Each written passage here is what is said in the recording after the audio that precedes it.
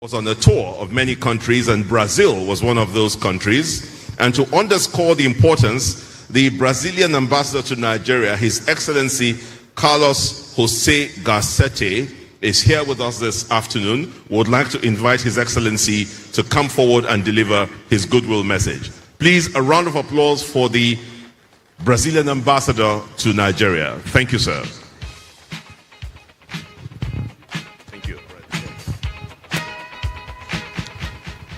Yes, good morning. Mr. Vice President, distinguished guests, all protocol observed. I'll start my speech. Well, I'd like to make a few remarks on the bilateral relations. Brazil does not see Nigeria solely as a market for its exports. We are both developing countries and share a number of common objectives. Brazil's exports to Nigeria are primarily agricultural products, of which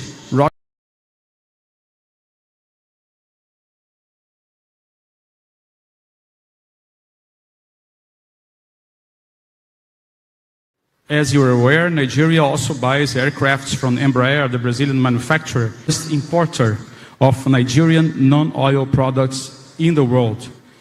Bilateral trade between Brazil and Nigeria increased 36% in the last 2 years. We see bilateral trade as a tool for development of both Nigeria and Brazil, and we're happy to see now products of higher added value being traded. Brazil is supporting Nigeria's agricultural development. Last year, both countries signed a $1 billion agreement to boost agriculture and food security, the Green Imperative. The purpose is to enable the acquisition of farming equipment, but also to provide training and to establish services centers across the country. Likewise, the project incorporates technical assistance and technology transfer, drawing on the experience accumulated by Brazil, notably by Embrapa over the last 5 decades. We are experiencing the most productive period in our bilateral relations. President Tinubu already visited Brazil.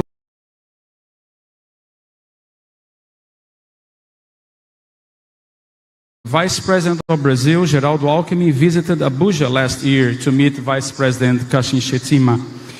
The Vice President Shettima visited Brazil last year to participate in the COP30, which was held in Belém, in the heart of Amazon region.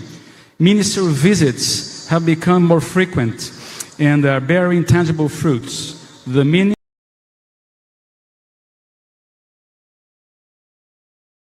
Abuja in March last year, and his Nigerian counterpart visited Brazil 3 times.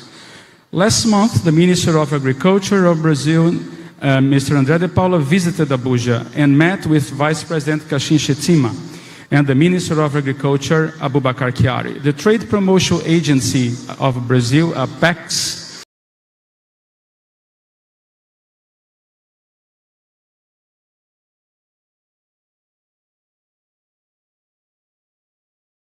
Abuja last year.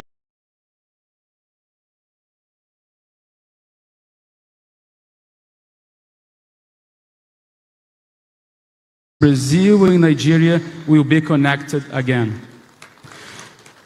Concluding my remarks, I'd like to wish Delta State Economic Investment Summit participants a very successful and productive interaction. I hope this forum will provide a platform for deepening the cooperation between our countries in matters of great social and economic importance. I'm also glad to see the interest of our private sector in doing business across the Atlantic, exploring new market opportunities and building of the agreements of both countries have celebrated. Thank you very much. A loud appreciation to His Excellency, the Ambassador of Brazil to Nigeria. Thank you so much, sir, for your kind intervention. Allow me now bring up the gentleman who is the architect behind some of the most significant tax and fiscal reforms in Nigeria in recent times. Please welcome the Honorable Minister of the Finance and the Coordinating Minister of the Economy, who will be speaking for 2.5 minutes. Please welcome Professor Taiwo Oyedele, very resoundingly, as he makes his way to stage. It's economical. Welcome, sir. Thank you. Your Excellency, Mr. Vice President, Your Excellencies, governors, ministers, senators, special guests, distinguished ladies and gentlemen, please, I need 5 minutes. Okay, thank you, Your Excellency. Looking closely at the theme of this summit, harnessing our strengths, unlocking our potentials, I'm convinced that every word in that phrase was chosen with purpose. It does not say discovering strengths, because Delta State's strengths are not hidden.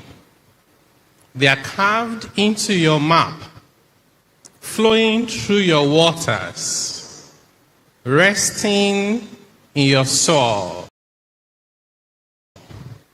and burning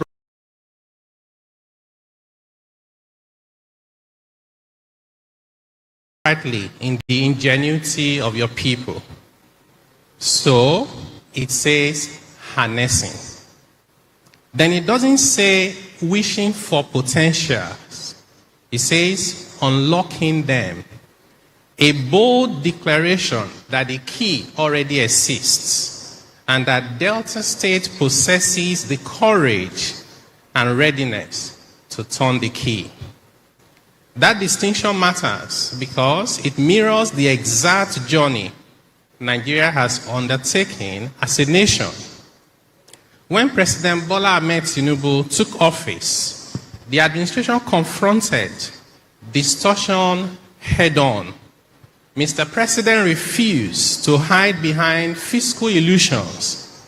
He unified a fractured foreign exchange market, removed a crushing fuel subsidy, reclaiming billions of dollars that once vanished into artificial pricing so they could be invested into hospitals, schools, and in constructing roads.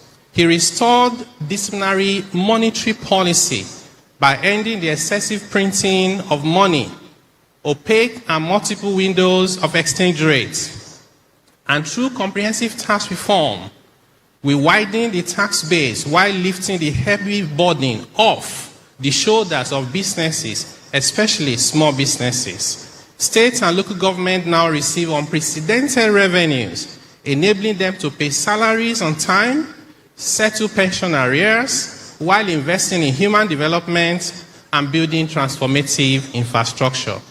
I share these milestones not to declare victory, but to state a profound truth that macroeconomic stability is the job of the federal government, and that foundation has been laid. The center secures economic stability, the state converts stability into shared prosperity, and local government deliver it as a tangible, higher standard of living for every family. That division of labor is where true fiscal restructuring takes place. Abuja can stabilize a currency, but Abuja cannot operate a processing plant in Ughelli. Abuja cannot address land title matters in Warri, nor can it identify the Isoko farmer who needs an off-taker today. Those decisions, the ones that turn abstract statistics into jobs, thriving factories, and profitable market stores, happen right here. They are driven by leadership that knows this terrain, its people, and its true potential. Few states in our nation carry Delta's extraordinary gifts. You hold the hydrocarbon wealth that has powered Nigeria for generations. Your rivers and ocean coastlines make you a true titan of the blue economy. Your land is fertile. Your vast mineral wealth rests beneath your soil, waiting for capital to bring it to life. Yet, raw endowment has never been the ultimate differentiator. Execution is. Capital has no regional sentiments and no political loyalty. Capital goes where it's welcome and stays where it is protected. To the investors and captains of industry in the room, you are not being asked to take a leap of faith on unproven promises. The macroeconomic turnaround is documented and is real. The question before you today is practical and immediate. Whether you will put your money and your investment where there is visionary state leadership that meet economic opportunity here in Delta State. The federal government is delivering on its commitment at the center. Delta State is proving its commitment here today. Now I call upon the entrepreneurs and investors in this room to complete the circuit so that the strategy we discussed today become the shared prosperity felt in every Delta home tomorrow. Thank you very much. I wish you a transformative and highly successful summit. Thank you very much. Thank you so much, sir. I need a Thank you, Professor Taiwo Oyedele. Judiciously spent less than 5 minutes encouraging investors to not only invest in Delta State for the sake of investing, it will transform the entire nation from homes and households to businesses and enterprises. Once again, please appreciate the Honorable Minister of Finance and Coordinating Minister for the Economy. It is my joy and my delight to bring to stage this son of Onitsha-Ukwu in Aniocha North, one of Africa's most consequential investors, chairman of the United Bank of Africa, chairman of Transcorp Group, the founder and chairman of Heirs Holdings,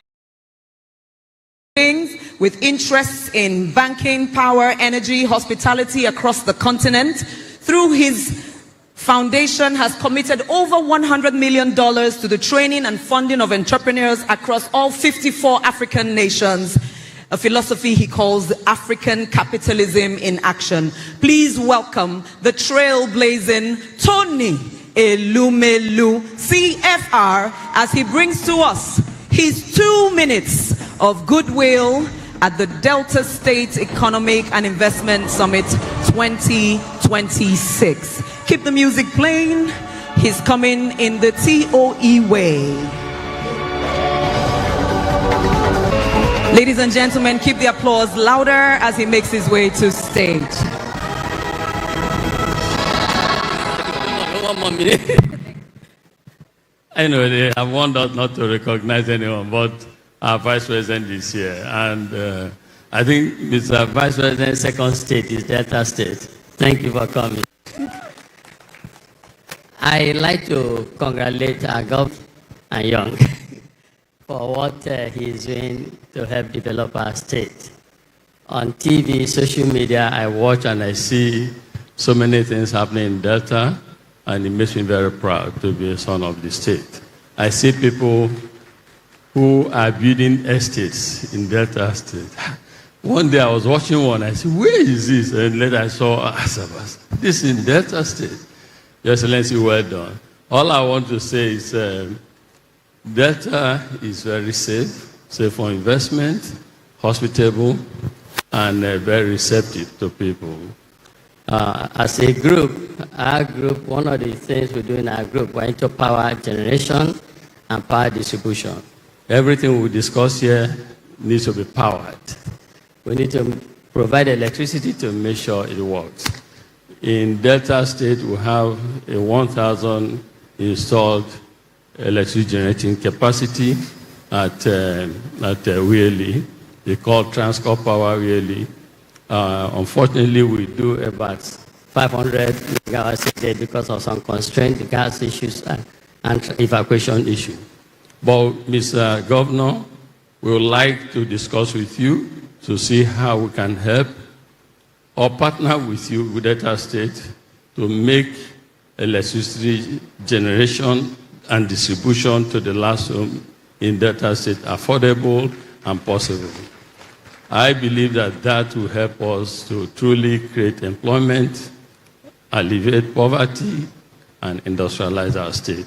So that will be our group's contribution to what you're doing here. Thank you for what you're doing in Delta State. Congratulations, and thanks to everyone for coming to Delta State. Thank you.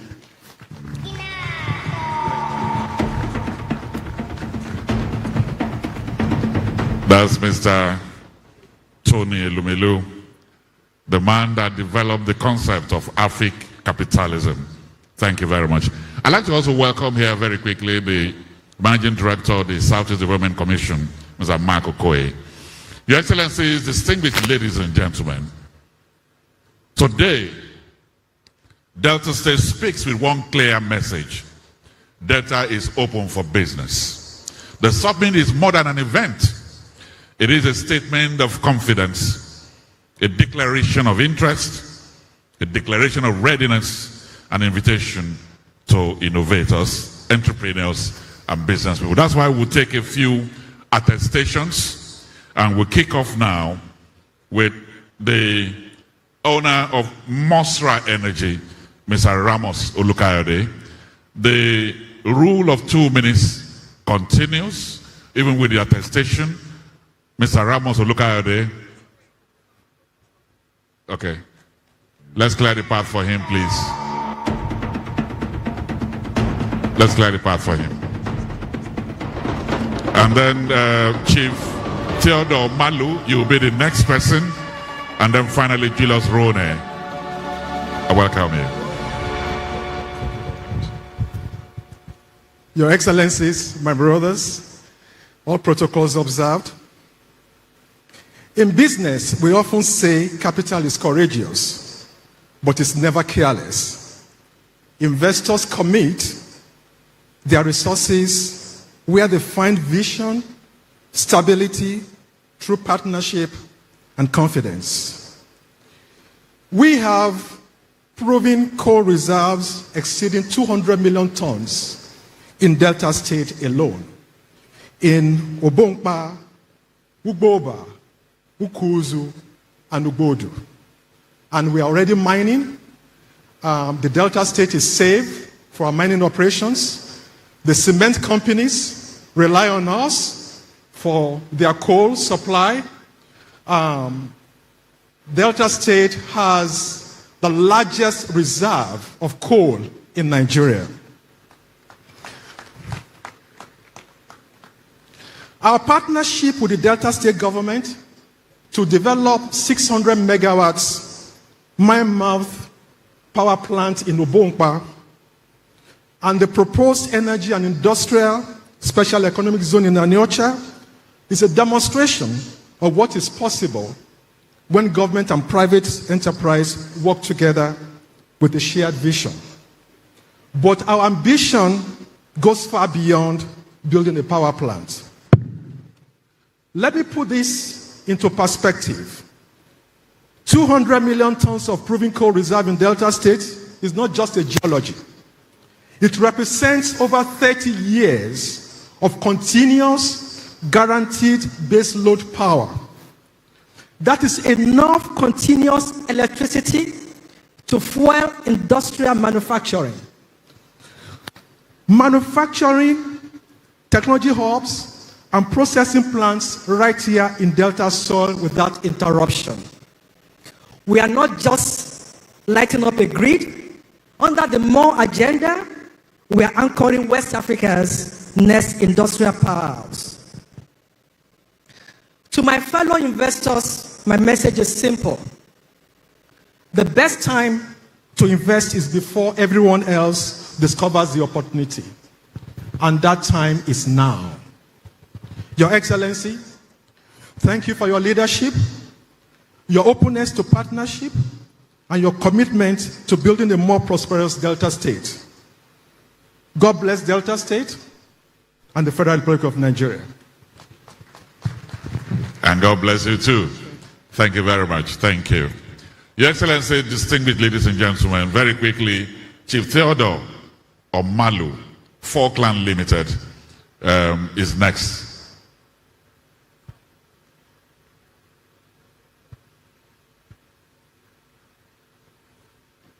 You're welcome. No, two.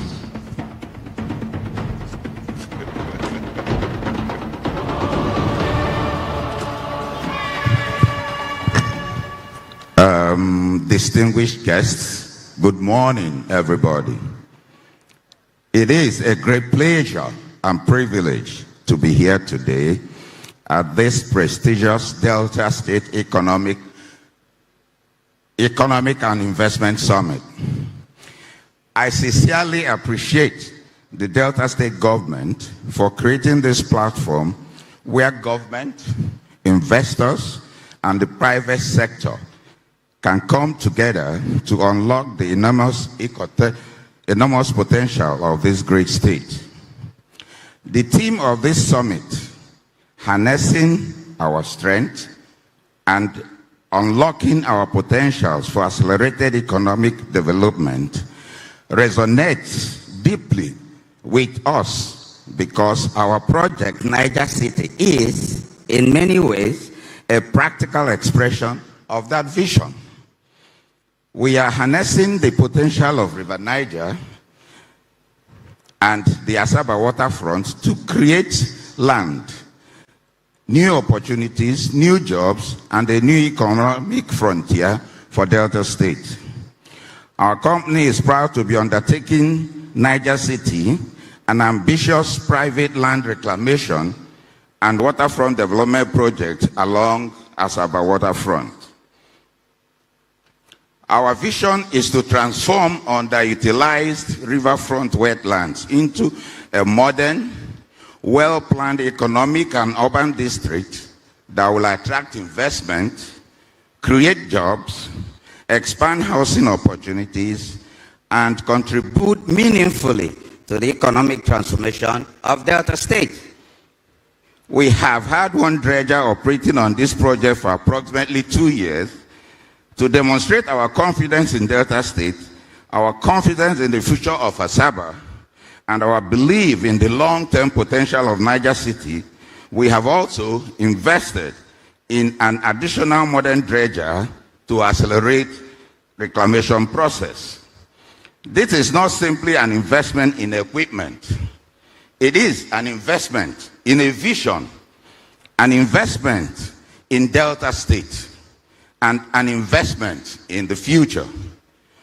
When fully developed, we envision Niger City as a landmark waterfront development supporting residential communities, commercial activities, tourism, hospitality, logistics, and other economic opportunities. Our confidence in undertaking a project of this magnitude also comes from experience. We previously participated in the development of Orange Island in Lagos Lagoon, a 50-hectare land reclamation project. Today, we are bringing that experience, knowledge, and determination to Delta State. I would like to express our profound appreciation to His Excellency, the Executive Governor of Delta State, for his visionary leadership and commitment to creating an investment-friendly environment. I wish to also especially recognize the Secretary to the State Government for all his support. Ladies and gentlemen, the story of Niger City is ultimately a story of partnership. Government provides an enabling environment. The private sector brings capital, expertise, innovation, and execution. Communities provide partnership and local support, and together we create sustainable economic value. To my fellow investors, I say, take a serious look at Delta State. The opportunities are enormous. Our experience with Niger City has reinforced our belief that when government creates the right environment and investors commit capital and expertise and perseverance, extraordinary things happen. This is why we remain committed to Delta State. We are committed to investing. We are committed to creating employment. We are committed to working with communities, and we are committed to contributing to the community transformation of this great state. Ladies and gentlemen,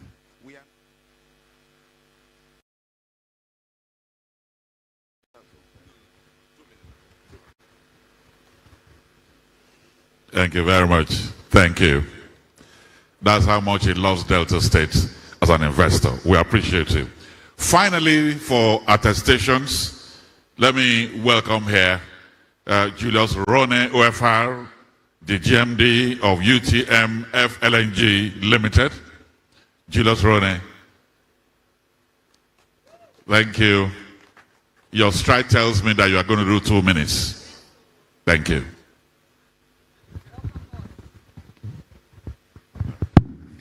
Yes, let me see the Vice President, the Governor of Delta State. Distinguished ladies and gentlemen, what I have to say is that Delta State is one of the states that believe in contract sanctity. The governor and the state believe in investment. We are developing Nigerian first floating LNG.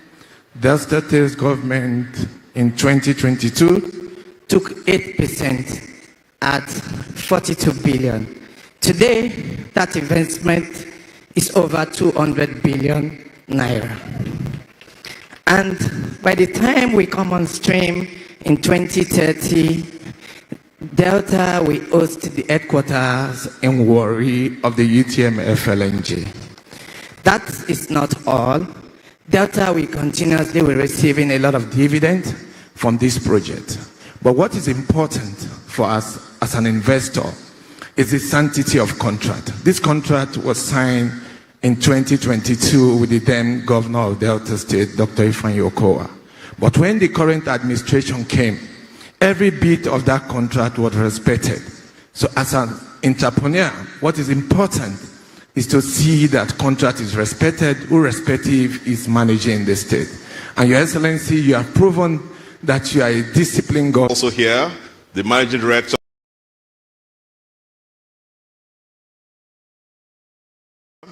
We shall count the number of people who have given you that applause so that many more appointments. Please permit me, I will be very biased right now.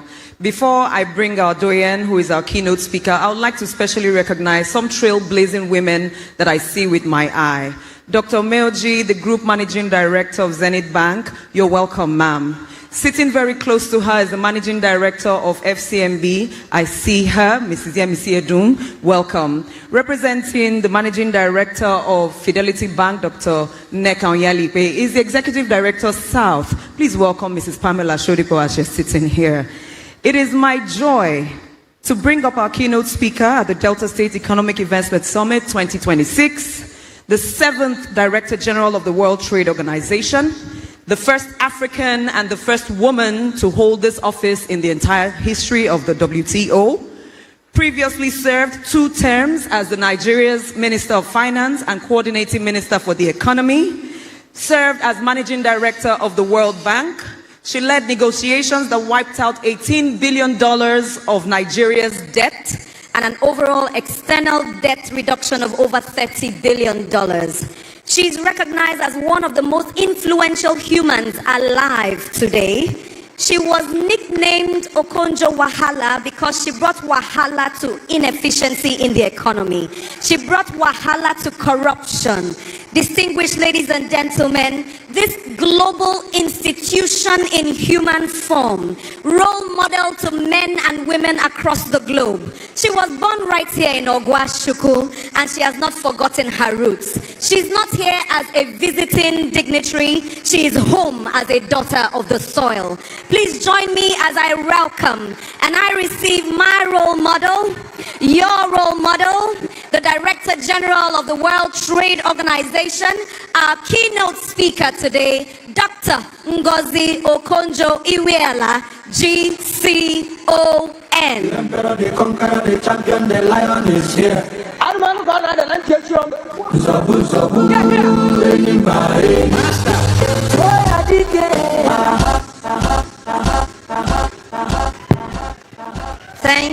Thank you so much.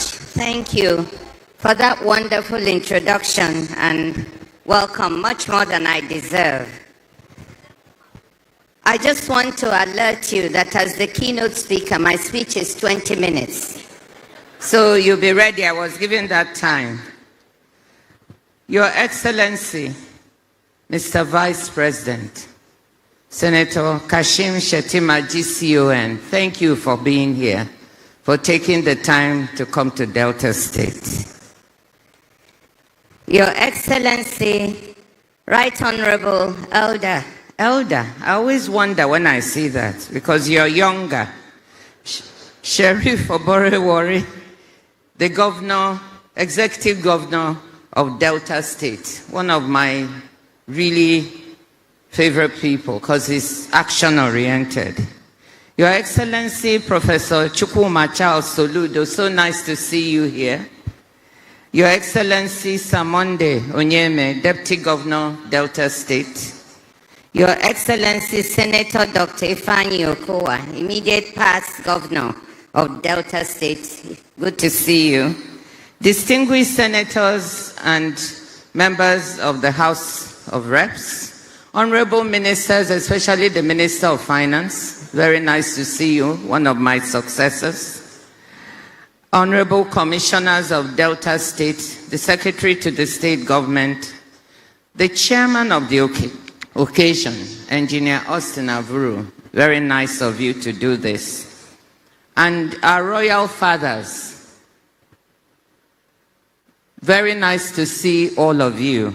I think just give me half a minute to recognize one special royal father, who is my own younger brother, His Majesty, the Obi of Ogwashukwu, Obi Ifechukwude Chukwuka Okonjo, and his chief of staff, my younger brother, Prince Onyema Okonjo. They came here to accompany me. Please give them a round of applause. Distinguished ladies and gentlemen, excellencies, it's always a joy to be back home in Delta State. And I brought with me one other honored Deltan. His name is Dr. Bright Okogu from Abraka, the former Director General of the Budget of the Federation, who is now the Chief of Staff of the WTO.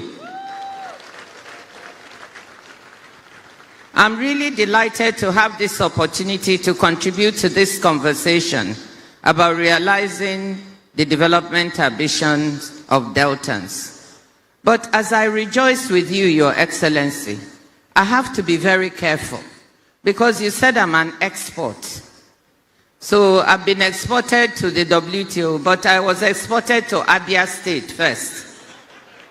And I have to acknowledge my husbands, because when they hear you, maybe Governor Alex Oti will lock me out of Abia State and I won't be able to go home. So I also want to salute my husbands in Abia State. I thank His Excellency the Governor of Delta State and the organizers of this summit for this invitation. I want to congratulate you, Excellency, on the development strides that you have been taking. He and I are often in touch. He's always WhatsApping me with one thing or the other. And the reason I came is because you take action. The fund you just announced of $100 million to de-risk investment is exactly the kind of things that we need. I also want to salute the investor, the development partners, captains of industry that are here, the entrepreneurs, the women entrepreneurs in particular, and the youth. And to thank the investors, especially the ambassador of Brazil and the delegation from Brazil, Malaysia, China, and others. What I'm going to do today in this keynote speech, which I've entitled The State as Harnessing Our Strengths and Unlocking Our Potentials for Economic Development. What I want to do is quickly look at the state of the world economy and global trade, not just because I'm DG of the WTO, but because it is the broadest context within which Delta State will pursue its goals. You all know that these are difficult times for the world and for global trade. On a daily basis, as far as trade is concerned, I face challenges on what is happening with global trade rules. The rules-based system that has framed global commerce for the past 80 years, since the end of the Second World War, is today under unprecedented strain. Unilateral tariff actions and rising geopolitical tensions have unsettled the economic environment within which countries and companies must make plans. Rapid technological change and climate shocks are further sources of pressure. And yet, despite all of these disruptions, trade and the trading system have shown remarkable resilience, contributing to the wider resilience of the global economy. The value of global goods and services trade last year was a record $34.65 trillion. In volume terms, world merchandise trade grew by 4.6% in 2025, with surging demand for AI-related goods more than compensating for weaknesses linked to tariff increases and trade policy uncertainty. African merchandise export volumes grew by 10.3%, driven by minerals, metals, fuels, and agricultural products like cocoa. Global services trade grew by 5.3% and by nearly 6% for digitally delivered services trade. The takeaway from all of these numbers is that within the global disruption, there is a stable core, and that despite all the tough headlines that you keep seeing, there are opportunities for Delta State, for Nigeria, and for Africa. That's the case I want to make to you today. These opportunities were not available even 10 or 15 years ago. The question to me is whether we will move to seize these opportunities or whether the opportunities will go elsewhere. In recent years, particularly since the COVID-19 pandemic, it has become clear that a world economy designed for interdependence is now marked by some troubling overdependencies. Overdependence on the US for digital services and final market demand, overdependence on China for critical minerals, and the weaponization of some of these overdependencies is swelling anxiety, resentment, and a desire for diversification. And that is why the word diversification here repeated in Delta State is very appropriate and timely. The resulting push by companies and governments to reduce exposure to geopolitical and other risks by deconcentrating supply chains is an opportunity for what we at the WTO are calling re-globalization, making global value chains more resilient to shocks by attracting more investment to places like Nigeria and to Delta State that have been on the margins of the global distribution of labor. Alongside the potential for re-globalization are a related set of opportunities on the continent that it has created for itself. The African Continental Free Trade Area, with its prospect for a 1.4 billion person strong unified market, common standards, and joined-up infrastructure, makes the continent a more attractive investment destination, both for companies targeting African markets and for those seeking to make Africa a base for exporting to the rest of the world. Seizing these two sets of opportunities, the desire for diversification and deconcentration of global supply chains, and the desire to seize the opportunity of the African Continental Trade Area is what we are talking about. It's at the heart of what I think Delta State should be thinking about in its growth and development strategy. Somebody said, think beyond Nigeria, think outside, and that's what we are also trying to say. I'm convinced that Delta State has the ingredients to become Nigeria's next great industrial hub. That's what I wish for it as a daughter of Delta. Standing alongside Lagos, Kano, and Port Harcourt as an engine of the national economy. The emergence of a new growth pole here in Delta State would be good for Nigeria as a whole. It would help decongest some of our economic hubs like Lagos and Kano that are becoming overcrowded. Lagos alone accounts for around a quarter of Nigeria's GDP and half of its non-oil GDP. Consider Delta's natural, infrastructural, and human endowments. We've heard about them. Abundant natural gas, a coastline with seaports at Warri, Sapele, Burutu, and Escravos, the Itape-Ajaokuta-Warri rail line, the fertile land of Delta State, solid minerals, 49 tertiary institutions producing young people who want opportunities in the state where they grew up. On the financial front, the state also has some fiscal space. Budget's 2025 State of States report ranks Delta 6th of 35 states in overall fiscal performance and second in debt sustainability. I was very happy about that. And when I heard one of the speakers say, you're not going to borrow from anyone dead or alive, I was smiling. Keep the fiscal prudence, because without it, you're not going to be able to build the Delta state we want. If you have to deploy resources, you have to deploy them in a manner that makes the state productive, not wasted. The 2026 proposed budget of 1.664 trillion naira prioritizes increased capital expenditures as part of the efforts to move Delta onto a higher growth path. A stable macroeconomic environment at the federal level on exchange rate management, bringing down inflationary pressures, would improve states' prospects for success. And we have heard the Minister of Finance and the Central Bank Governor, I was with him a few days ago, talk about the progress that is being made, and that's moving in the right direction. But the fact is that endowments alone do not add value. Budgetary allocations alone do not lead to new roads, to good maintenance.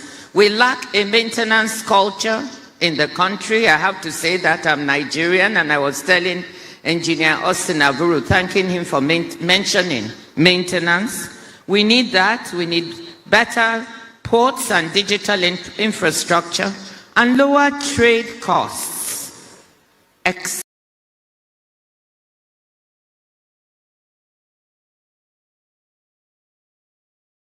Execution is what matters. And successful execution requires focus. It requires prioritization. So let me touch on a few priority areas for focused investment. We've listened to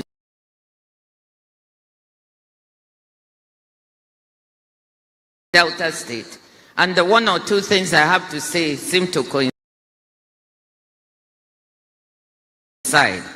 The Delta State's government focus on developing the special economic zones makes sense. In fact, a new report by the World Bank on industrial policy specifically identifies special economic zones as one of the best available tools for governments with limited fiscal space and bandwidth and relatively small local markets. Governments can improve infrastructure and regulatory frameworks for a specific location, which in turn allows for the pooling of labor, inputs, and ideas. With Delta State's gas assets that we've heard about, and working with the federal government, this is key, working with the federal government, you have an important ingredient for the essential infrastructure. Because elements of a successful industrial park include 24/7 infrastructure, meaning electricity, roads, rail, water, and IT connectivity, together with on-site support for licensing and other aspects of regulatory compliance. You know, special economic zones in Kwale and Koko, but I know they have been under consideration for years, and we saw in the movie that something is happening.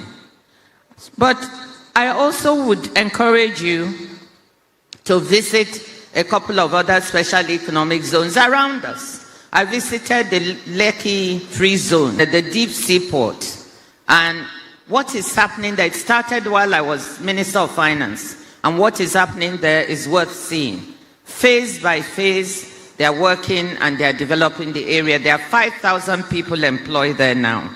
I also think that the Glo-Jigbe Special Economic Zone in the Republic of Benin is well worth watching women, graduates, and people coming out of secondary school who were employed in the various industries on site. The park runs like clockwork, meaning everything works, everything is on site. They don't need to go anywhere to do anything. And that is the kind of special economic zone that we would like to see. I don't know if Afrexim Bank is here or Arise, some of the investors there, but I think that what I saw them doing there is good testimony to what can be done elsewhere and done here, right here in Delta State. In tandem with the development of the special economic zone, another priority would be to identify a small number of value chains. Again, it was said at the beginning, areas where you have strong comparative advantage, and they are there. We've talked about agro-allied processing, but there you have listed a number of crops. Which 2 or 3 are you going to prioritize? That's my question to you. Because if we go into so many, we dissipate the amount of capital and resources we have. So I would ask you to focus on 2 or 3 that are likely to do well. And you've mentioned several of them. It's not only about the 2 or 3, but we have to go all the way from the production all the way up the value chain, ensuring standards, quality, access to finance, access to markets. This is what trade is about. It doesn't start just when you have the product. It starts even when you start to produce the product. So I strongly encourage you to identify 1 or 2, 3 crops, no more, focus on those and take those along the value chain. Second, the blue economy. Deltas, coastline, and rivers have been mentioned. They have the potential to support aquaculture parks, fish landing sites, jetties, and cold rooms. Nigeria imports on average 573,388 metric tons of fish and fish products worth $866 million, almost $1 billion a year. We import that. Can Delta State become the blue economy hub to capture that market, meet the demand? Imagine if we could import substitute for the $1 billion, almost $1 billion we're spending in importing fish into the country. And if I can say something blunt here, building a blue economy is not about letting trawlers come in and fish off your coast. That's not what I'm talking about. Actually, at the World Trade Organization, we have a new agreement that talks about how to reduce this phenomenon, because our coasts are fished with these trawlers, robbing the small fishermen and women of access to fisheries. So that's not what I'm talking about. We have a grant now with the Nigerian government to assess our fisheries management capacity, and I hope that Delta States can become part of that. It's being managed by the Nigerian Institute for Oceanography and Marine Research, along, of course, with the Ministry of Industry, Trade, and Investment.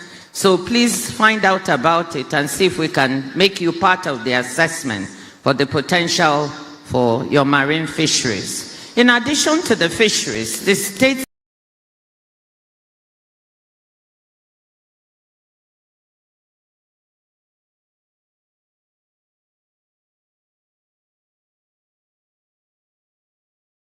seaports, export terminals, and commercial centers provide a base for port services, ship repair, and marine logistics. The question is, what investment is needed in these ports or marine services to enable Delta State to take better advantage of this natural endowment? Can actually work. You have people who want to generate power from piped to where it's needed. And finally, on digital infrastructure and AI. We haven't spoken much about that, but this is where the world is going. The world trade itself is going digital.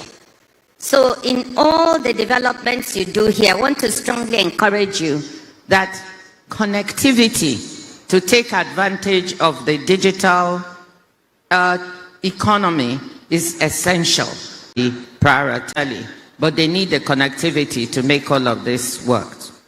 So ladies and gentlemen, excellencies, I've sketched out the opportunities awaiting Delta State, and they're rather exciting. What you have to decide now is how to deploy your capital. You've spoken about it, Your Excellency.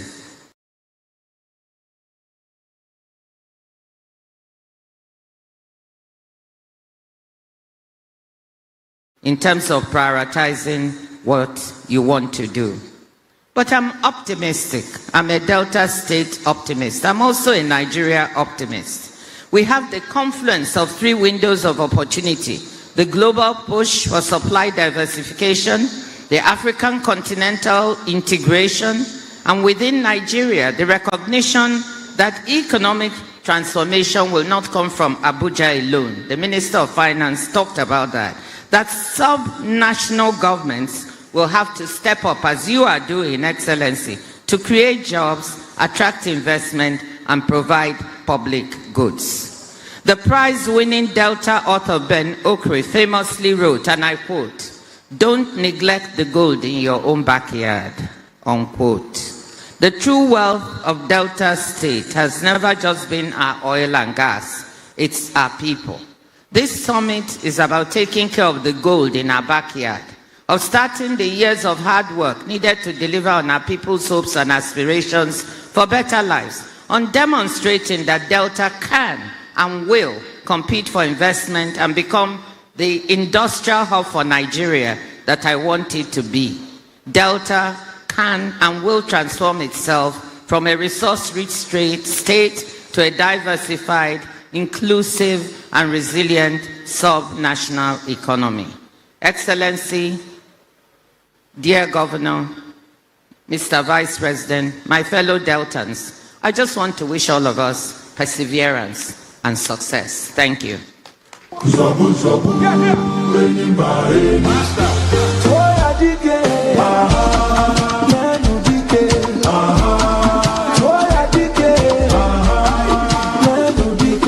We should be rising to our feet to salute this titan of the economy and development, not only Nigeria.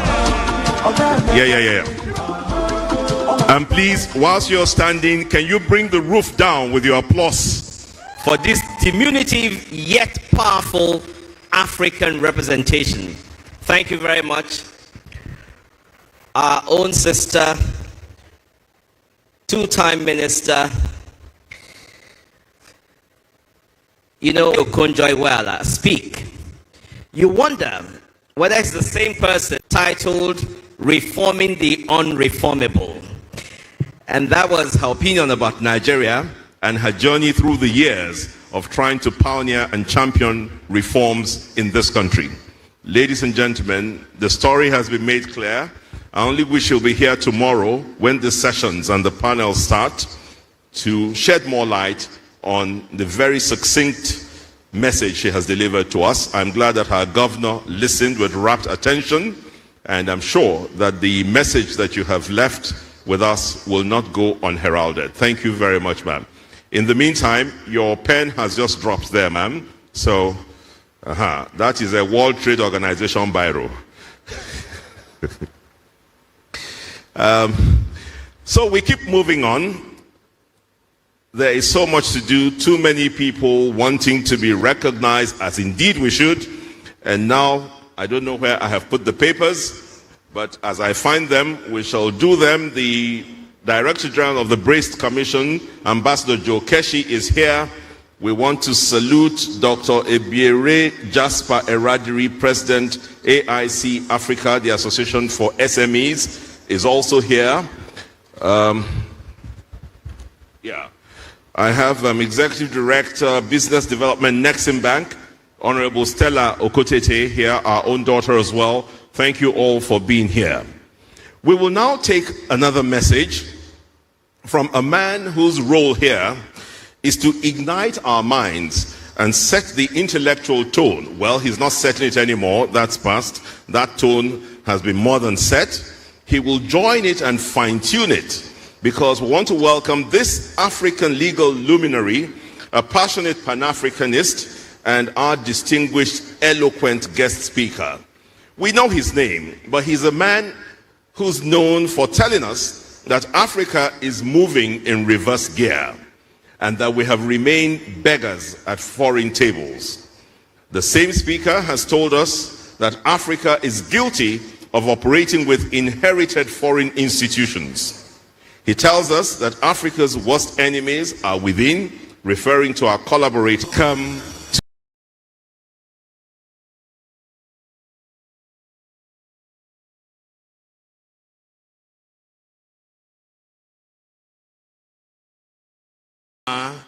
It is also proper to recognize the governor of Delta State, all the governors here present, all cabinet ministers here present, and of course, the traditional rulers and the keynote speaker, Dr. Ngozi Okonjo-Iweala. In a proper setting, there should be no other speech after the keynote speech. But because I find myself in this space, I will say only the following things, then I resume my seat. Number one, that I thought about the subject that I was told to speak about, and I've written a full-blooded paper which will be availed to you. Number two, that in many ways the speakers who have come before me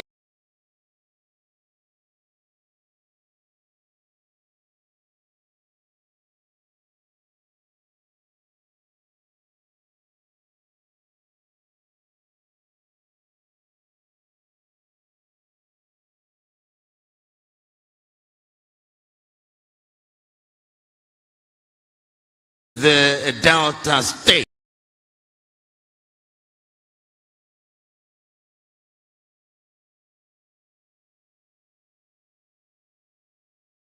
A number of issues that I consider critical when I look at the continent of Africa and our inclination to gloss over certain critical things. Many times when we talk about Africa, and I say so because Delta Republic of Nigeria, which is one of the 54 African states, we are quick to say that we are 1.4 billion. That is all very well. But the question that we must ask ourselves is, what are we doing about the 1.4 billion? As I speak to you now, I invite you to see what is happening in Morocco and the young men and women who are running away and dying trying to go to Europe, which tells us this: there is a lot to be done in the continent. And that is what always, as you do, beginning to recognize the areas that ought to receive attention. You are recognizing that oil must be utilized. And you, Mr. Governor, did tell us that you are aware of what the Norwegians have done, that they now have a sovereign fund of nearly 3 billion or 3 trillion United States dollars. The question that you must therefore ask yourself, will you do that here in the Delta State? We have been told that when we talk about oil in Nigeria, you are the oil state in Nigeria. The question is, are you using the oil resources and comparing yourselves, not with other African countries? It is the Ugandan president who said, and I've always agreed with him, that there is the tendency in Africa to compare ourselves as dwarfs compare amongst themselves who is the taller one.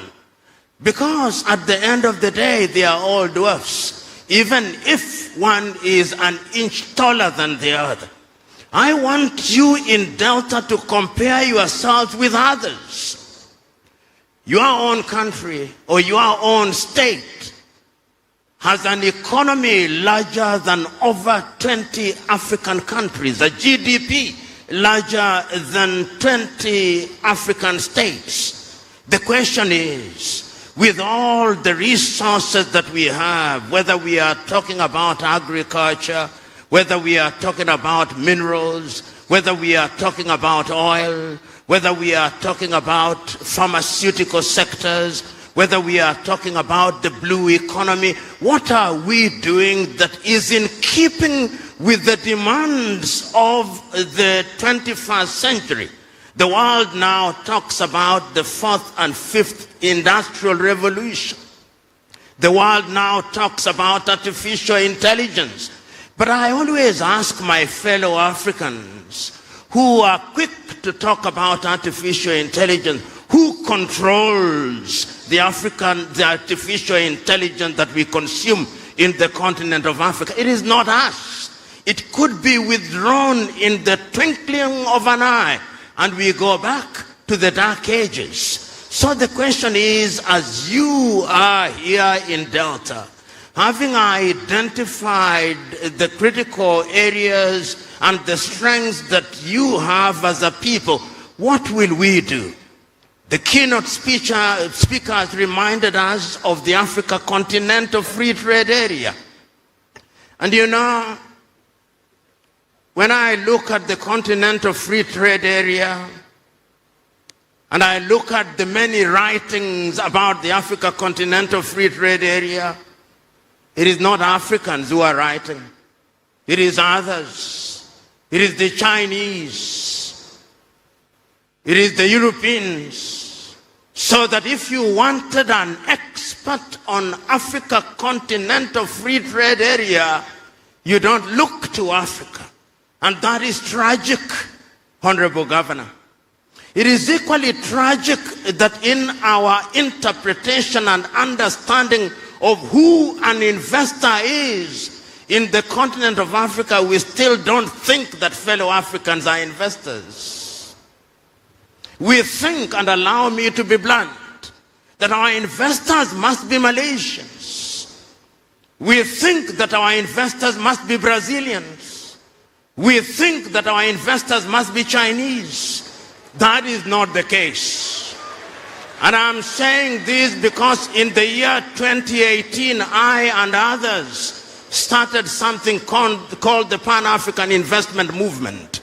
We have now visited 6 countries, and we have told heads of state that even Africans with $100,000 each, putting the money together, are investors. When a few Africans heard I was coming here from as far as Trinidad and Tobago, they asked me, but why were we not invited? I said, next time. Because next time, Honorable Governor, I want to see Kenyans here. I want to see Ghanaians here. I want to see Sudanese here. I want to see Ethiopians here. I want to see Moroccans here. I want to see Egyptians here, because Africans must begin to believe that they have both the intellectual and financial wherewithal to participate in the development of their continent. Because it is only when we do so that our friends of goodwill from Brazil, our friends of goodwill from China, our friends of goodwill from Europe, our friends of goodwill from the United States of America will begin to believe that the relationship between us and them is symbiotic rather than parasitic. And I'm submitting to us that many times what we call development is not development, is parasitism. And I am urging you, my brother, as you serve as the governor of Delta, you are doing a good job, but that job can be better. That job can be an African job.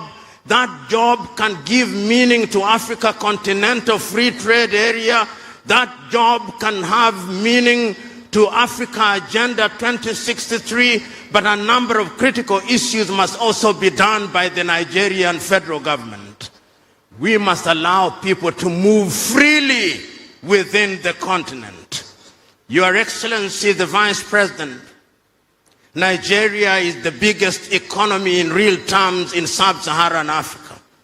I look forward to the day when, if I'm an investor in Delta, I want to invest in the blue economy, I want to invest in any area, I can take my plane from Addis Ababa in Ethiopia and arrive here in Asaba without a landing and exit card. I look forward to that day. I look forward to the day when there will be no visa for an African coming to this country. Because when you are big, the expectations from you are big. When we talk about Europe now, it is possible to move from Bratislava in Slovakia to Lisbon in Portugal using one currency. But here I move from Nigeria, then there is the cedi. Then I move from there, then there is the dollar. We cannot run an economy where we are so fragmented. And God has placed you, because I'm told you are a godly man, in a unique position. You are entitled to celebrate what is happening here in Delta. But it must be a contagious positive thing. You must contaminate Anambra, that they do the same thing.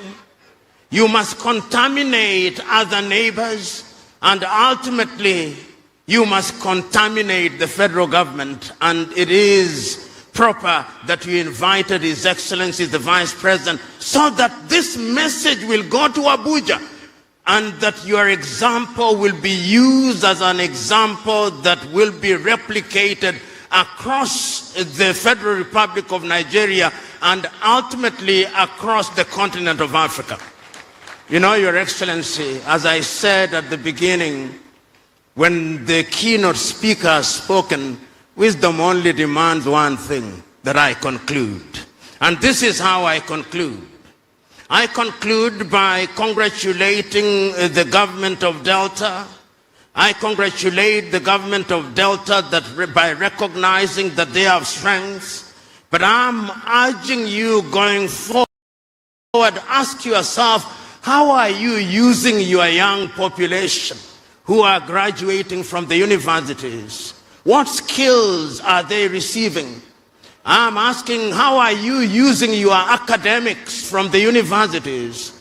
What is the budget that you have set apart for research and development, so that your academics are not only individuals who preside over graduation ceremonies, but they are producing thoughts and they are engaged in research which is informing agriculture, which is informing energy, which is informing all the critical areas. And as my good friend Tony Elumelu said, you can talk development all you want, but if you don't have energy, you are going nowhere. You are going nowhere, because how are you going to compete with the Chinese? Let me give you an example, then I sit down. Nigeria generates no more than 5,000 megawatts of electricity. You lose a bit of it in distribution. China generates 3 million megawatts of electricity, which means that the seats we are sitting on, even if you wanted to produce them here in the Delta, people would still buy them from China because they are cheaper. I'm therefore suggesting that energy should be one of the critical areas in which you focus. And we now know that gas can be used in that area. We now know that diesel can be used in that area. And this is a good journey. And as one of your fellow Nigerians once said, and this is not gender insensitive, that a chick that will grow into a cock is seen on the day that it hatches.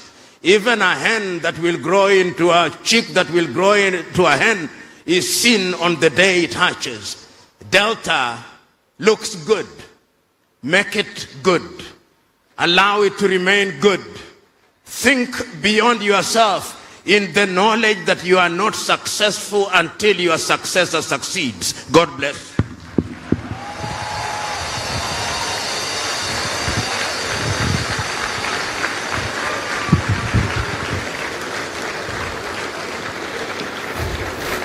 Where is the music? Where is the music?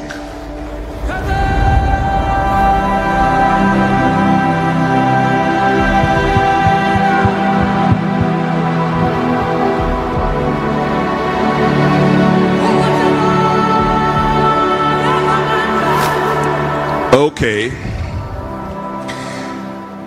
As our people, they talk for pidgin English. They go say, Professor Lumumba don't scatter table. He don't scatter everywhere. But you know, Professor, we thank you very much. You have told us a few things, and clearly in your delivery, you've made it very clear that you're a very wise man. Because even as you spoke about all of the African countries that you'd like to see in Delta, you cleverly avoided South Africa. I don't know why. I don't know why, but we shall take you up on that after now. Yeah? And you have come here to preach the gospel of contamination. You look at our handsome, active governor, you call him a parasite. He should go and contaminate Anambra, the solutions governor. In fact, before he gets to Governor Soludo, he has to cross the vice president and corrupt him or the other, or contaminate him. But anyway, your message is clear. You have asked our governor to keep Delta good, keep it moving forward. But I'll say, paraphrasing from the keynote speaker's address, that all you're saying is, I think our governor has to consider a new campaign, which is Blue Delta, in support of the blue marine that we're trying to push forward. And I know that our governor, the young elder, Sheriff Oborevwori, Justice of the Peace, before long, you will see that he will launch the Blue Delta initiative. And Delta will become the undisputable food basket, not only of the Niger Delta, but for all of Africa.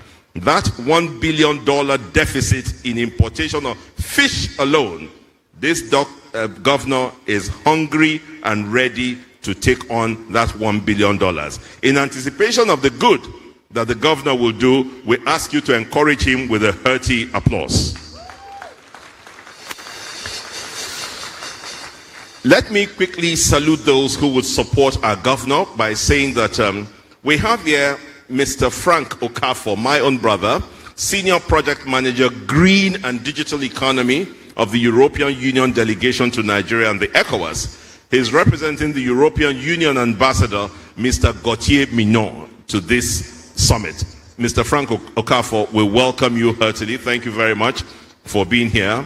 There's a whole array of banks here. I think they'll be more comfortable. I see Madam Adora looking at me. Yes, I will come to you. GMD Zenith Bank Dame Adora Omeoji, you're here. Thank you very much for being here. Mr. Pastor Ima Efe Emefienim is MD, GMD Premium Trust. MD Tantita High Chief Kesting Pondi is here. GMD UBA Oliver Alauba is here. We also have Uju Ifejika, MD Britannia U, and so many others here. We also have the President and Chief Executive Officer, Transcorp PLC, Owen Omogiafo, OON. Ladies and gentlemen, the time has come for us to invite the Vice President. But before we do that, let me remind us, because once the Vice President speaks and the anthem goes, we'll be proceeding to inspect the exhibition booths, so there might be no time to do this. Oh, sorry. Yes, sorry, error. I've been told that the governor of Anambra will speak now before His Excellency, the Vice President. My error. But just before that, for tomorrow, please note that there will be 5 sessions, so you can quickly determine which of the sessions you want to participate in: agriculture, agribusiness and livestock, the blue economy and transport infrastructure, solid minerals and mining, digital economy, energy, ecosystem, power, oil and gas. And that's your lineup for tomorrow. We'll be starting here in this hall at 9:25 a.m. Please come early, because we will not wait for you.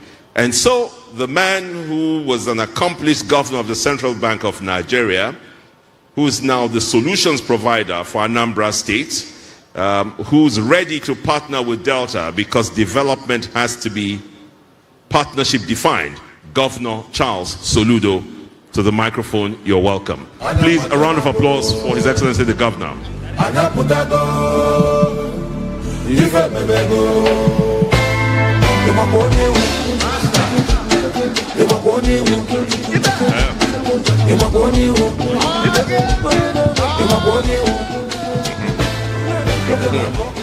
Thank you.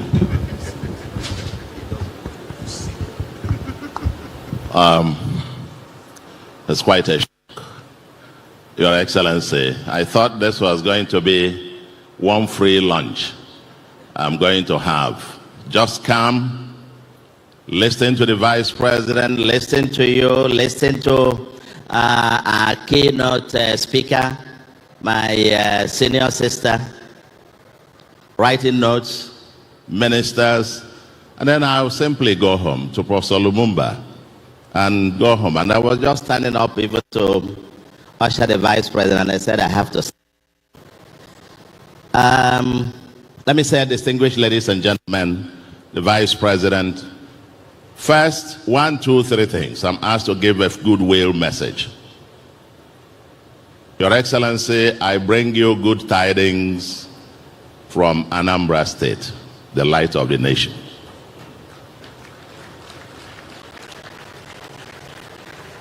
I'm sorry I came in about 15 minutes late because I was stuck in traffic at Onitsha. Today is a Monday.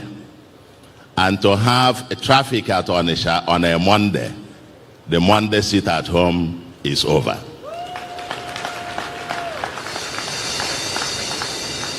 And I am here in solidarity with you, in solidarity with my rich neighbor, Delta State. You are the governor, a friend in whom I am well pleased. Any day, anytime. I had to move my executive council meeting today. We'll move it probably tomorrow or next. But this is very important, and I am very, very delighted to be here. I've listened to all the speeches. I'm not supposed to be saying anything. Like I said, I wasn't prepared to say a word. But just 2 quick footnotes to what I have heard. Number 1 is listening to the Honorable Minister of Finance and listening to our keynote speaker. One key message that was given is that from a macroeconomic standpoint, Nigeria has stabilized and on the rise. And that leads me to a point that you made, Mr. Governor. You and I are on the same page. I haven't borrowed a dime since I became governor. But I will hesitate to make the other one that you added, which is that you will never. Because if you look at what you just said, I mean the title of this conference, Unlocking the Opportunities. Nigeria has a paradox, which this macroeconomic stability that has been achieved is something to celebrate, because we have to realize where we are coming from. When I became governor, I pulled Anambra State out of an ongoing World Bank loan, NG Cares. And Anambra was the only state that pulled out. Why? Because the macro fundamentals, the foreign exchange, the exchange rate distortions were such that I told the World Bank that even at 0 interest, it was still the most expensive fund in the world, given what I knew was going to be inevitable, an exchange rate realignment much later.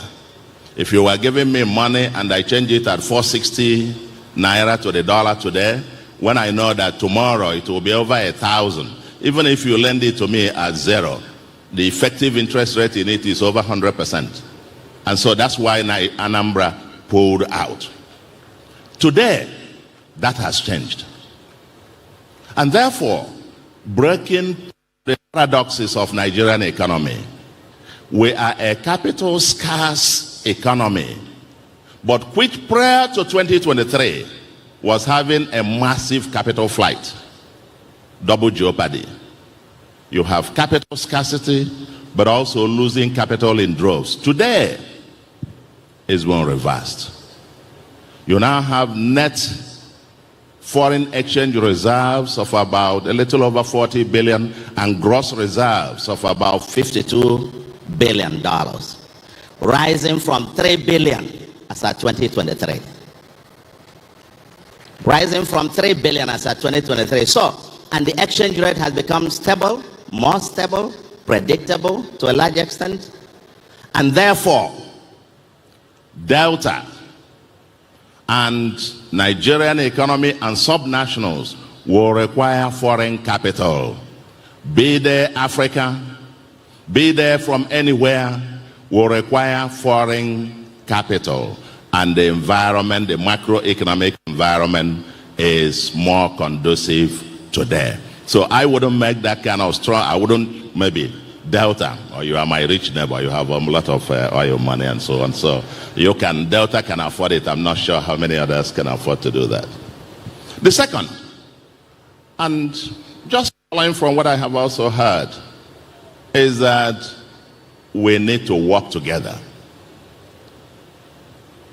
Delta is one of the 36 subnational states, plus FCT, plus the federal government, that's 38 governments, excluding the 774 local governments. We need to work together. Delta alone will try, but together, harnessing the neighborhoods. And I suggest that Delta and Anambra are literally like the relationship with the completion of the second Niger Bridge. It's like twin cities. You now have us here, between New York and New Jersey, for example.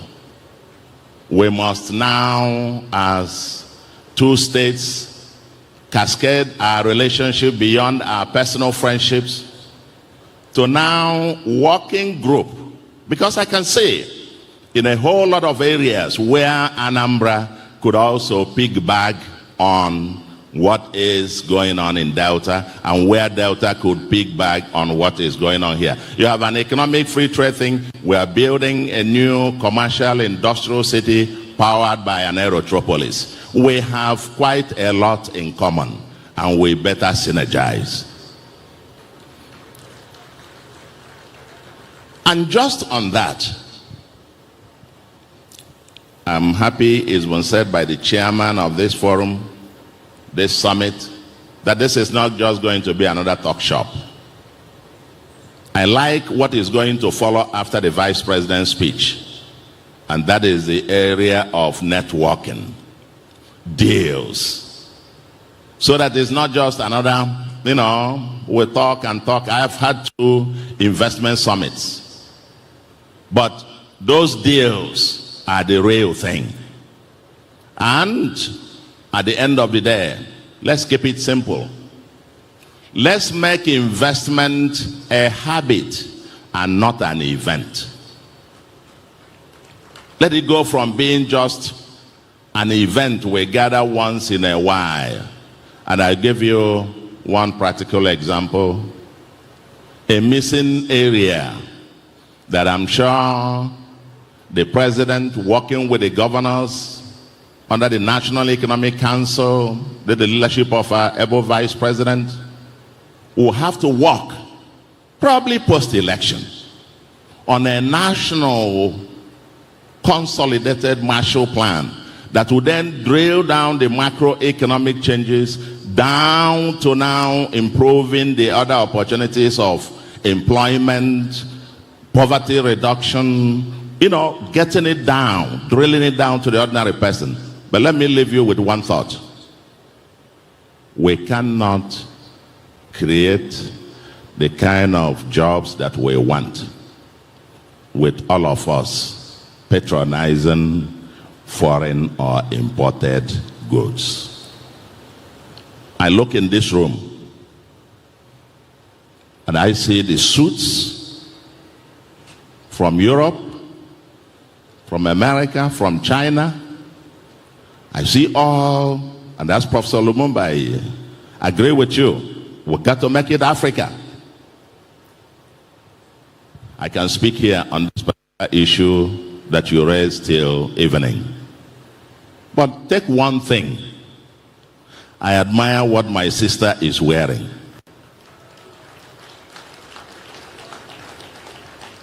If you look at me too, I am wearing Akwete. Akwete is the name of a village in Abia. My daughter introduced me to it in 2019, and I have made it my daily uniform. And I understand the women of Akwete, their income has gone up, employment increased, and 2 or 3 weeks ago, the First Lady announced a donation of $2 billion to the place for them to scale it up, and even promised she was going to now wear it at the inauguration. If all of us, 247 million Nigerians, were only made in Nigeria, more than 10 million jobs will be created. I leave you to this, and I wish, therefore, that maybe in the next summit, Delta Summit or anywhere, we'll make it a rule. If you don't wear made in Nigeria, don't come. And that way, we can now walk the talk. Thank you very much, and God bless you. Everybody could hear the eagle has landed. Talk of the town. Shut down the city. Shut down everywhere. I don't we ain't joking, eh? In it.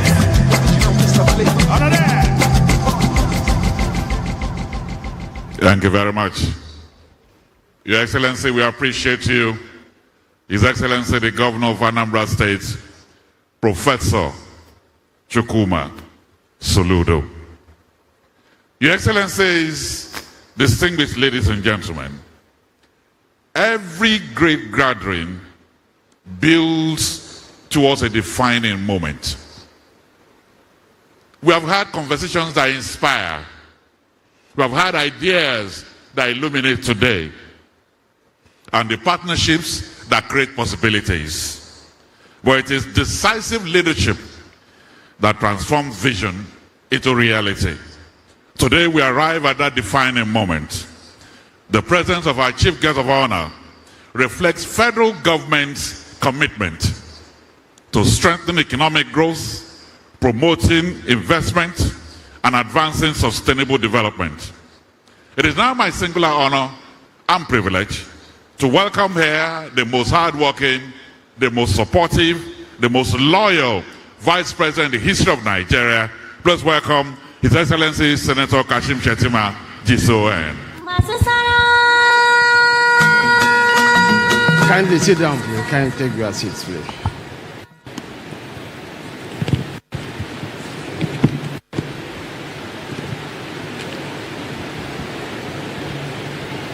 The chief host, my brother, the governor of Delta State, His Excellency, Right Honorable Elder Sheriff Francis Oborewori. Your Excellency, I'm very proud of you. I'm proud of your humility, and most importantly, your commitment to a greater Delta. You are a good man. You have internalized the Christian faith. You are not just an elder. You are a real man of God. He has always been a gadfly, always moving against the direction of the wind. But Professor Charles Chukwuma Soludo Sebar is a man that I respect highly, fundamentally because the truth that sets men free, as H.S. Aga said, is most often the truth that men prepare not to hear. But Professor Soludo has the tendency of going against the direction of the wind. In 2023 elections, he went against the direction of the wind by telling Nigeria that the road to the presidential villa doesn't pass through intimidation, blackmail, or harassment. The route to the presidential villa leads through building grassroots support, inclusivity, and broad-mindedness. Professor Soludo, you have done a lot of things for the federal government, especially in informing Nigerians where we are coming from reserves of $3 billion.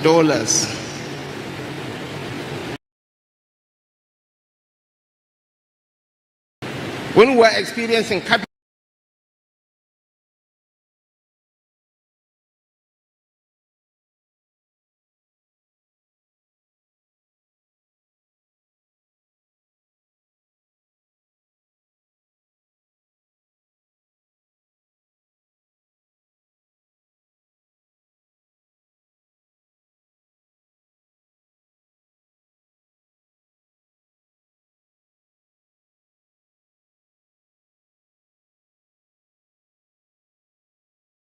scarcity, now we are experiencing capital inflows, so that our foreign reserves has gone up to over $52 billion and counting in a turbulent world, mind you. I think the president deserves commendation and not condemnation. I remember time back when it used to be unheard of for the girl child to be highly schooled. But take a good look at this great woman seated here with us.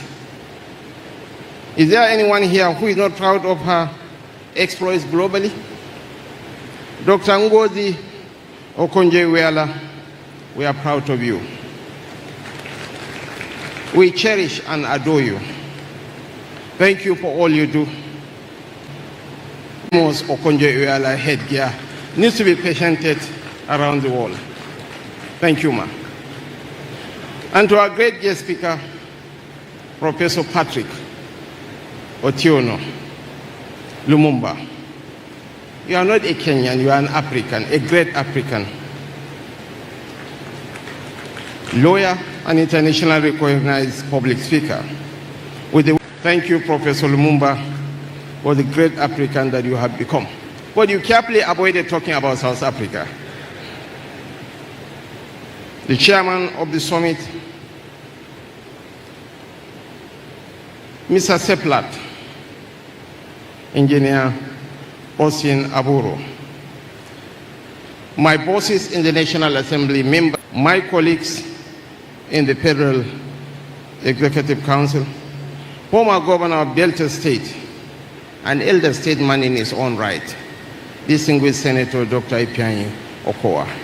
You are a good man, supporting our governor in delivering the dividends of democracy to our people. Of course, the humble and self-effacing Deputy Governor of Delta State, Sir Monday Oyema. I don't know whether I will call you a Hausa man or an Adioma man. The former Attorney General of the Federation and Minister of Justice, Mohammed Bello Adoke, SAN.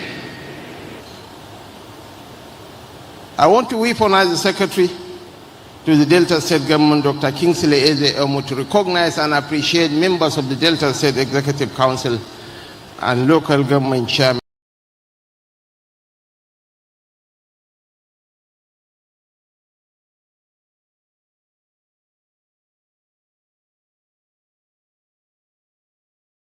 The Brazilian ambassador to Nigeria, His Excellency Mr. Carlos Garcetti, and the Malaysian ambassador to Nigeria as well.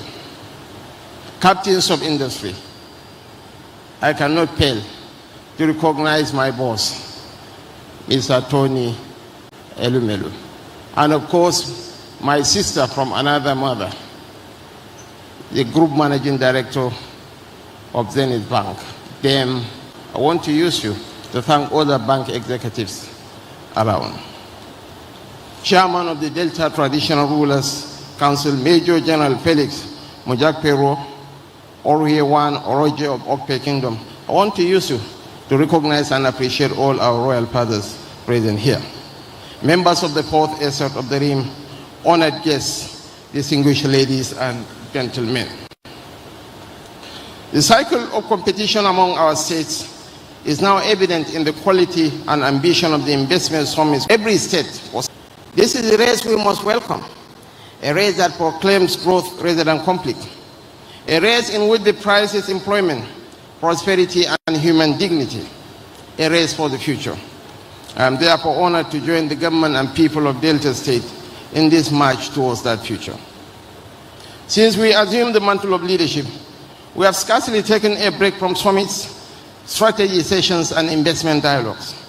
We promise to place Nigeria on the path of growth, and each gathering offers another platform for turning that promise into enterprise. Every host state contributes to the Federation's commercial ambition. One highlights agriculture, another minerals, technology, ports, energy, or tourism.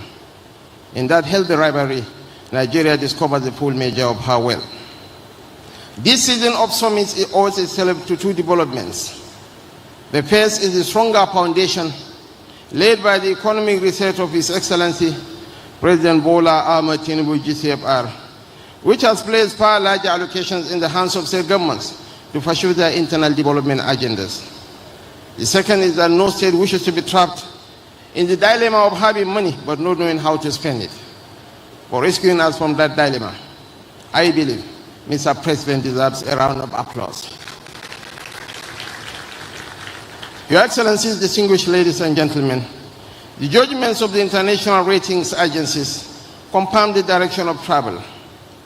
Fitch upgraded Nigeria to B in April 2025 and affirmed it in April 2026, citing foreign exchange reform, monetary discipline, and the end of deficit financing, amongst others.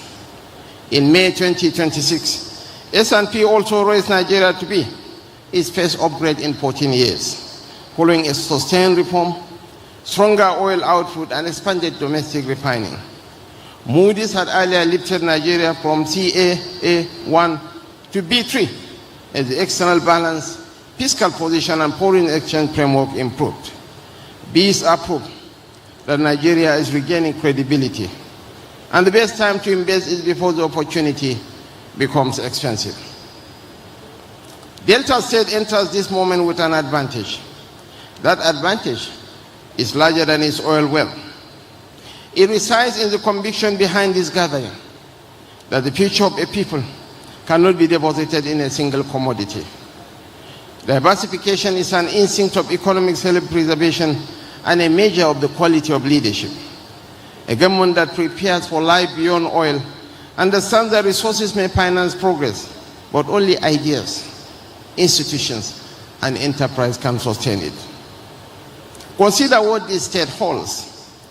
Delta sits on one of the longest coastlines in our federation, with the ports of Warri, Koko, Burutu, and Sapele, and creeks and rivers that make the blue economy something Deltans can touch. It holds gas in abundance, 80 trillion meters, along with power generation at Okpa and Ueli, refining assets at Warri, and an economic zone built to turn these environments into factories rather than statistics. Beyond hydrocarbons, Delta is a farming country. Oil palm, cassava, rubber, plantain and aquaculture thrive across its 25 councils, and its fisheries could feed markets far beyond our borders. Beneath its soil lies silica, sand, kaolin, limestone, and of course, coal. Above all, the Delta person is educated and enterprising. A state so endowed already qualifies as an investment destination of the first order, and what remains is for the world to be told. This is the purpose of this grand occasion. The call to harness our strengths and unlock our potentials is a timely awakening, because potential has no economic value unless it is organized, financed, and put to work. Natural wealth buried beneath the soil cannot employ a young person. A coastline without productive infrastructure cannot move trade. Talent without opportunity becomes frustration.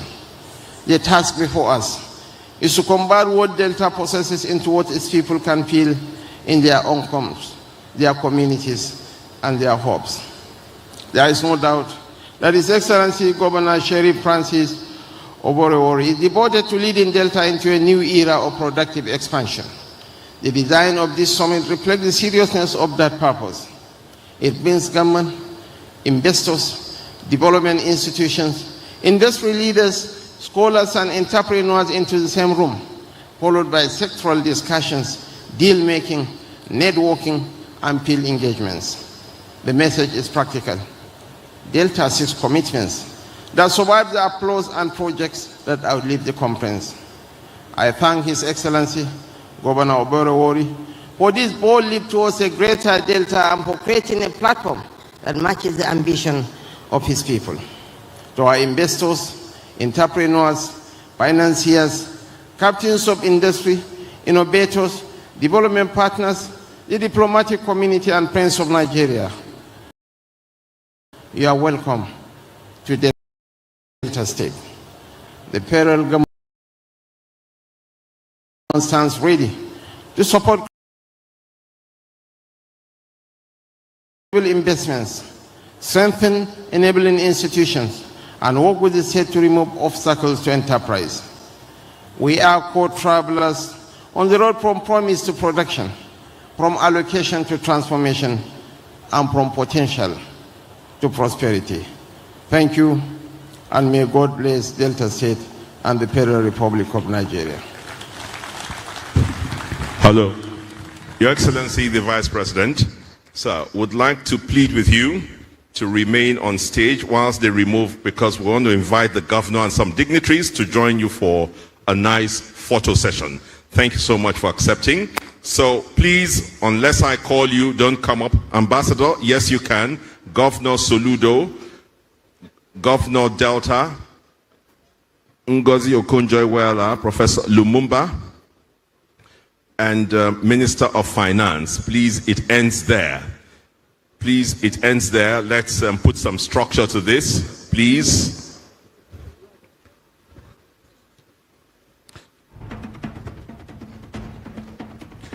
Organize it. Let them know where to stand. This.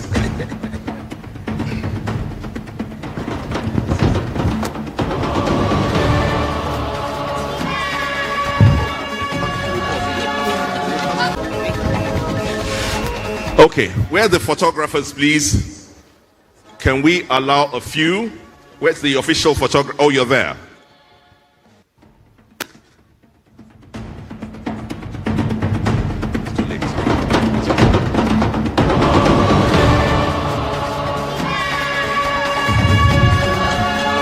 Take your pictures. Get everybody to smile. It's a happy day. Delta is moving forward. And are you okay? You're fine? Okay. So now we take the national anthem with you remaining, and after that we'll go on to inspect the exhibition booths. The national anthem.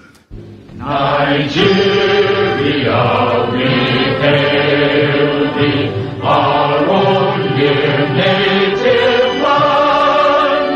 Though tribe and tongue may differ, in brotherhood we stand.